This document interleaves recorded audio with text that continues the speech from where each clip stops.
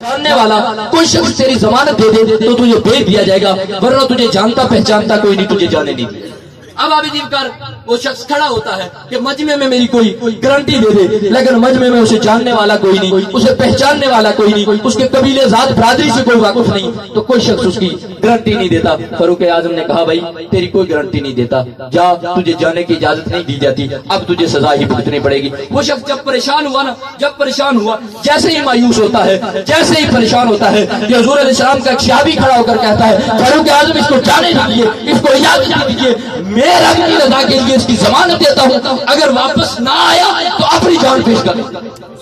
अवामी जी का जब ये बात हुई तो लोग और हैरान रह गए, इतनी हैरानगी हुई कि इस शख्स को ये सहाबी जानता पहचानता नहीं है, ये इसकी कैसे गारंटी दे रहा है जब इसको जानता और पहचानता नहीं है। तो आपने जब गारंटी दे दी तो उमर फारूक ने भी कहा भाई तूने इस्लाम मुझसे पहले कबूल किया है, तेरी नेकियां भी बड़ी ज्यादा हैं, यही